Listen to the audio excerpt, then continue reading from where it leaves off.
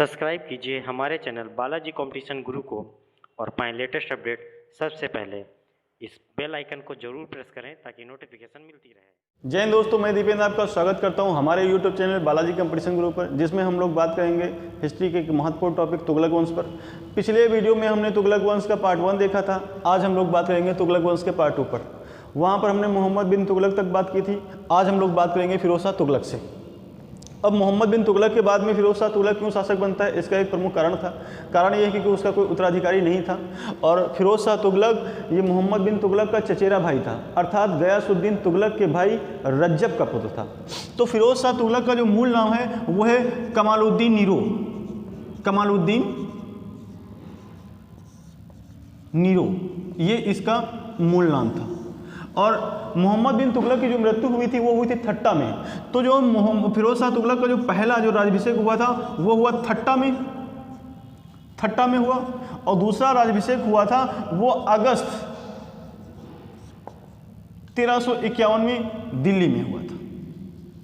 इसका 2 बार राज्याभिषेक हुआ। आगे देख लेते हैं फिरोज शाह तुगलक क्यों इंपॉर्टेंट है, हम लोग इस पर बातचीत क्यों कर रहे हैं, ये इतिहास के दृष्टिकोण से महत्वपूर्ण क्यों है, जरा इस पर आगे बात कर लेते हैं। फिरोज शाह तुगलक जो है ये जियाउद्दीन बर्नी ये बात कहता है कि फिरोज शाह तुगलक दिल्ली का पहला आदर्श सुल्तान था। क्या बोलता है? आदर्श सुल्तान बोलता है, और बोलता है कि पहला सच्चा मुसलमान सुल्तान था। सच्चा मुसलमान और आदर्श सुल्तान बोलता है। कौन बोलता है? जियाउद्दीन बर्नी बोलता है। इसके पीछे का कारण है एक्चुअली में फिरोज शाह तुगलक ने कुछ ऐसी नीतियां अपनाई हैं जिसके कारण जो है जियाउद्दीन बर्नी इसे दिल्ली का पहला आदर्श सुल्तान और सच्चा मुसलमान शासक कहता है। इसके पीछे कारण है क्योंकि फिरोज शाह तुगलक ने ऐसी नीतियां अपनाई या धर्मांध नीतियों अपनाने के कारण जियाउद्दीन बर्नी इसकी प्रशंसा करता है। इन्होंने क्या किया कि वो सभी कर जिनको जो है मुस्लिम धर्म में जो है इम्पोर्टेंट नहीं मानते हैं या गैर इस्लामिक मानते हैं, उन सभी को खत्म करके मात्र 4 प्रकार के करों की वसूली की। खम्स, खराज, जगात, ठीक है, और लगान, ये वाले जो है कर इसने वसूल किए थे बस। और इसने क्या किया था कि जजिया कर की वसूली की थी।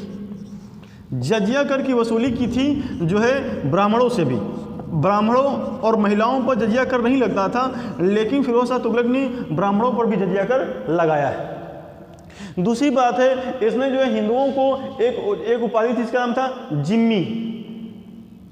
जिम्मी की उपाधि जो है हिंदुओं को प्रदान की थी फिरोज शाह तुगलक ने।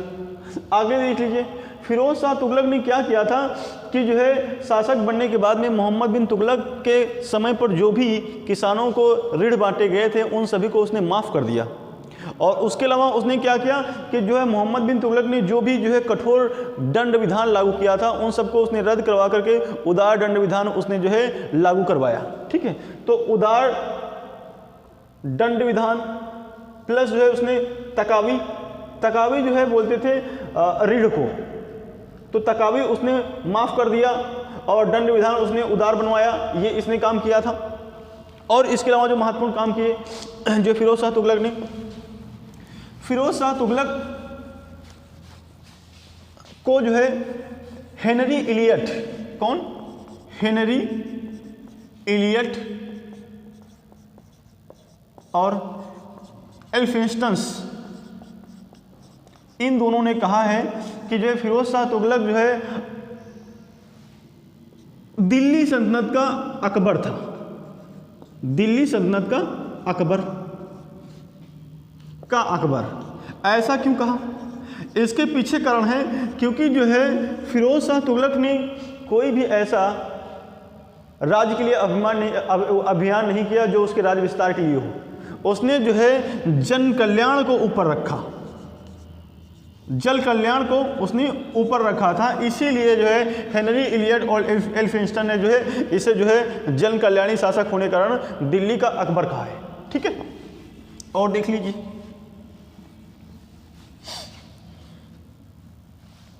इसके अलावा जो है फिरोज शाह तुगलक दिल्ली का पहला ऐसा सुल्तान है जिसने सिंचाई कर लगाया है। कौन सा?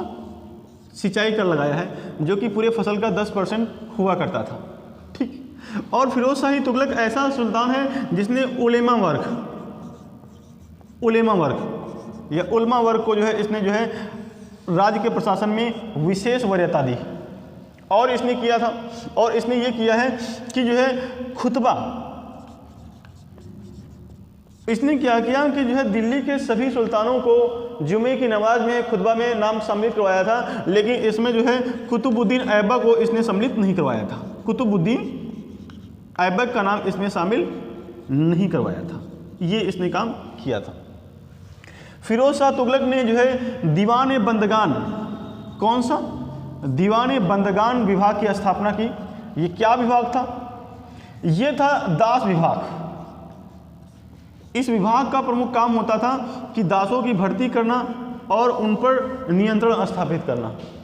और इस विभाग के द्वारा ही जो है फिरोज शाह तुगलक ने 1,80,000 दासों की भर्ती की थी। अर्थात सबसे ज़्यादा दास जो है दिल्ली सल्तनत में फिरोज शाह तुगलक के पास थे। इसके लिए इसने दीवान बंदगान विभाग की स्थापना की। और इसने क्या किया कि दासों के निर्यात पर जो है प्रतिबंध लगा दिया था कि दासों को अब से जो है निर्यात नहीं किया जाएगा, ये ऐसा इसने किया था। दासों के ज़्यादा निर्भर होने के कारण इसने जो है इसके शासनकाल में सैनिकों का जो पद हो गया वो आनुवंशिक पद हो गया। आनुवंशिक पद हो गया।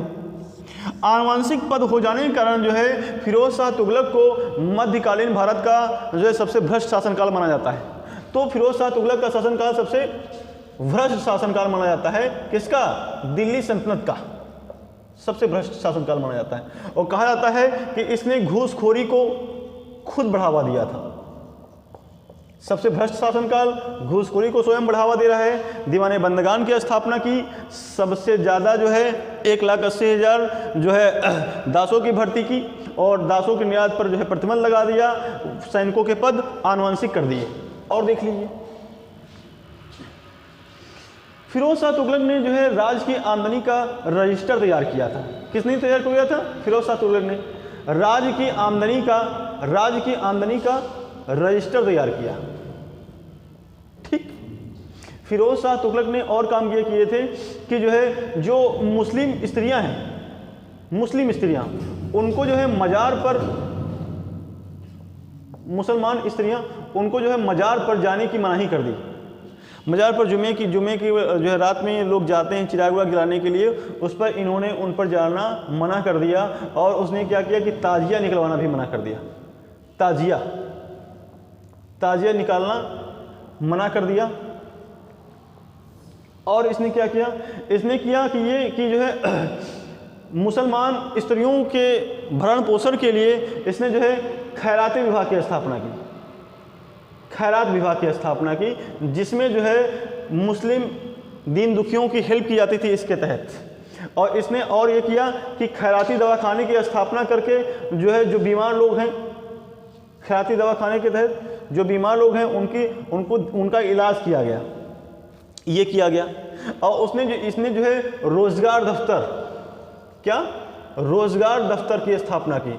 रोजगार दफ्तर के तहत होता यह था कि जो भी बेरोजगार व्यक्ति होंगे इसमें उनको काम दिलाया जाता था। ठीक है। और इसने क्या क्या किया? इन्होंने जो है जल घड़ी, नक्षत्र घड़ी,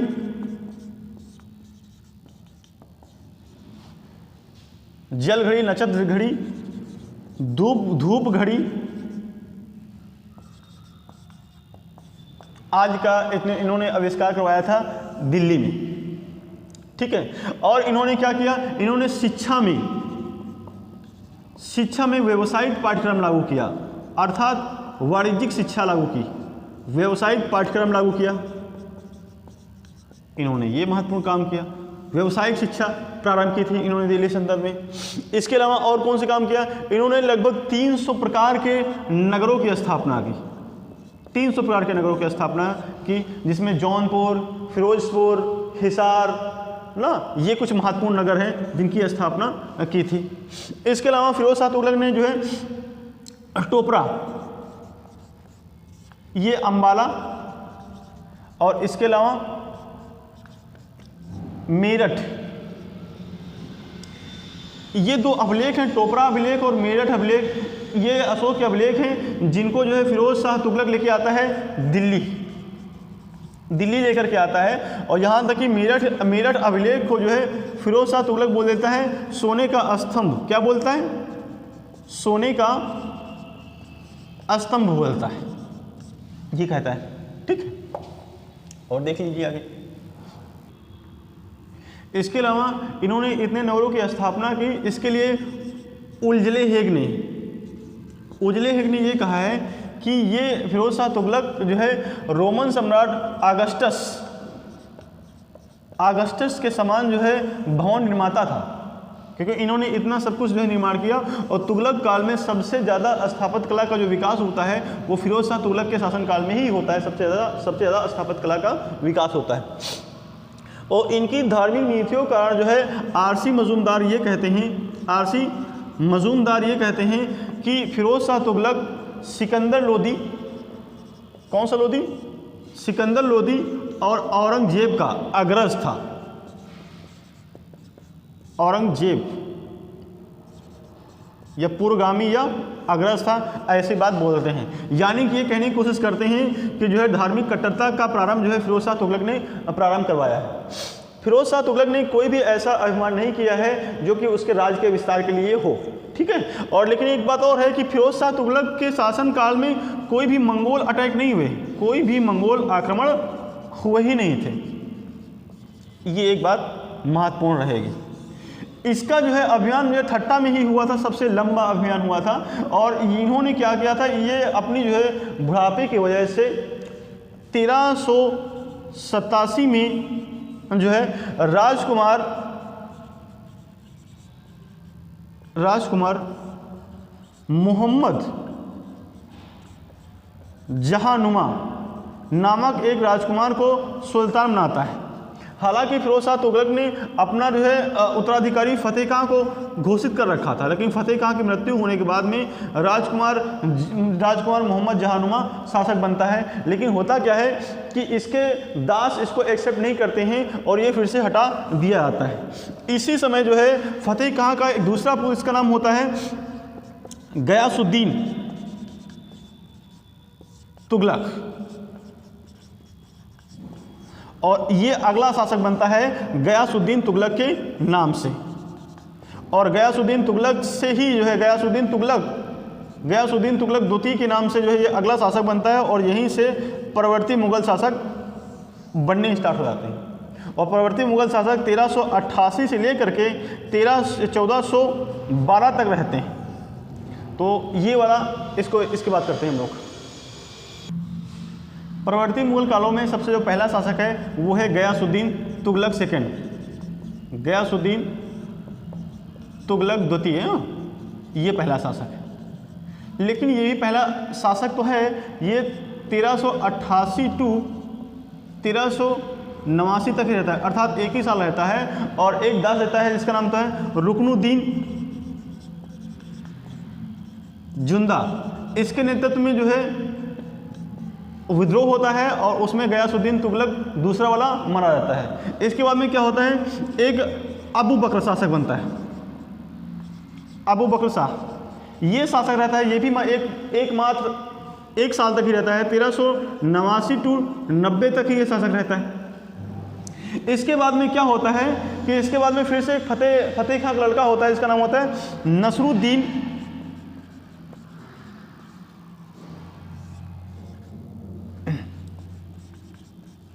मोहम्मद शाह।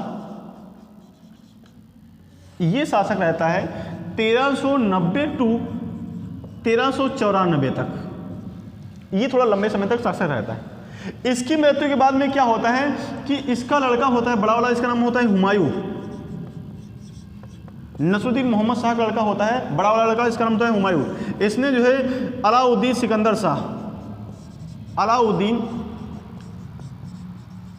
सिकंदर शाह ये उपाधि धारण करता है और शासक बनता है। लेकिन ये 1.5 महीने तक ही मात्र शासक रह पाता है। इसके बाद में क्या होता है, इसकी मृत्यु के बाद में इसका छोटा भाई अलाउद्दीन सिकंदर का छोटा भाई और नसरुद्दीन मोहम्मद शाह का छोटा वाला लड़का, जिसका नाम होता है नसरुद्दीन महमूद, ये अगला शासक होता है जो 1394 से प्रारंभ होता है और 1412 तक शासक रहता है। अर्थात नसरुद्दीन महमूद दिल्ली सल्तनत का या तुगलक वंश का अंतिम शासक है। और इसके ही साल में नसरुद्दीन महमूद के ही शासनकाल में जो है के काल में ही 1398 में दिसंबर के समय तैमूर भारत पर आक्रमण करता है। 1398 में तैमूर भारत पर आक्रमण करता है और उसमें जो है नसरुद्दीन महमूद पराजित होता है। लेकिन होता यह है कि जो है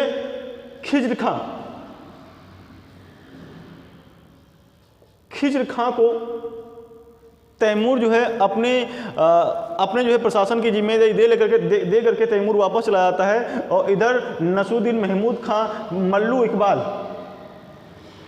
मल्लू इकबाल की सहायता से फिर से दिल्ली पर कब्जा कर लेते हैं और फिर से एक बार दिल्ली का सुल्तान हो जाते हैं। 1412 में नसरुद्दीन महमूद की मृत्यु हो जाती है और उस समय के सभी सुल्तानों ने दौलत खां लोदी को अगला सुल्तान घोषित कर देते हैं। परंतु खिज्र खां जो है दौलत खां लोदी पर 1414 में अटैक कर देता है और इसको पराजित करता है और एक फिर से नया राजवंश स्टार्ट करता है, सैयद वंश। तो अब हम लोग अगले जो है वीडियो में बात करेंगे सैयद वंश की। तब तक के लिए जय हिंद, जय भारत।